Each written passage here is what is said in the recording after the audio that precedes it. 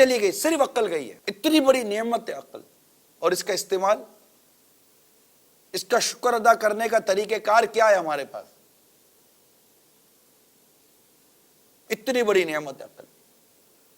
بیٹھے بٹھائے اچانک اللہ نہ کرے کسی آنکھوں کا نور بجھ جائے، آنکھوں کا چراغ بجھ جائے، پاگل ہو جائے گا، مجھے نظر نہیں آ رہا، مجھے نظر نہیں آ رہا، مجھے نظر نہیں آ رہا، اس کی پوزیشن ایسی ہو جائے گی۔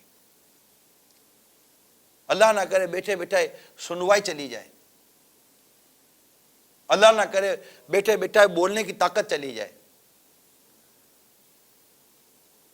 کئی لوگ کچھ بھی نہیں ہوتا، بس بیٹھے ہوئے ہیں، بیٹھے بیٹھے اٹھ نہیں پاتے۔ کیوں نہیں اٹھ پاتے؟ فالج کا اٹیک ہو جاتا ہے، لقوہ پڑ جاتا ہے، آدھے وہ منہ کا اٹیک ہو جاتا ہے، منہ ٹیڑھا ہو جاتا ہے۔ یہ اچھلنے کودنے والوں، ہلڑ بازیاں کرنے والوں، اللہ کی نافرمانیوں کے نام پر ذرا سوچو، یہ اچھلے، یہ گرے، تمہاری ٹانگی ٹوٹ گئی، کیا کرو گے؟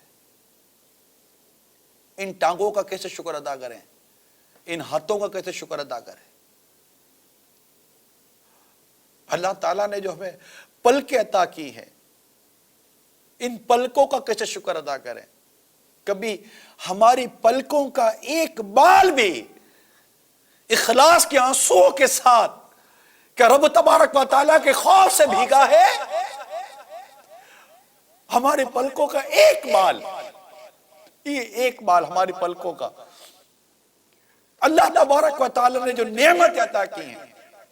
فاروق اعظم رضی اللہ تعالیٰ عنہ اپنے ساتھی حضرت ابو عبیدہ بن جراح رضی اللہ تعالیٰ عنہ سے فرماتے ہیں کہ آؤ کسی کونے میں چلتے ہیں اور روتے ہیں، آنسو بہاتے ہیں، اللہ تعالیٰ نے اتنی بڑی نعمت عطا کی ہے کہ ہماری پلکوں کا ایک بال بھی، یہ پلک خود ایک بہت بڑی نعمت ہے اللہ تعالیٰ کی، کہ اگر اخلاص کے آنسوؤں سے اگر پلکوں کا ایک بال بھی بھیگ جائے نا، تو یہ پلکوں کا ایک بال بھی جہنم کی آگ سے بچا سکتا ہے۔ مگر نہ،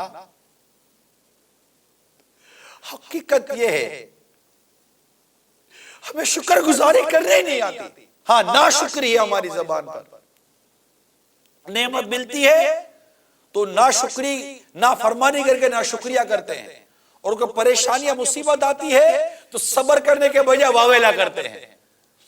ہمارا انداز یہ، ذرا سوچئے میٹھے میٹھے اسلامی بھائیوں، یہ انداز زندگی کیسا ہے؟ اس بدن کا شکر کیسے ادا کریں؟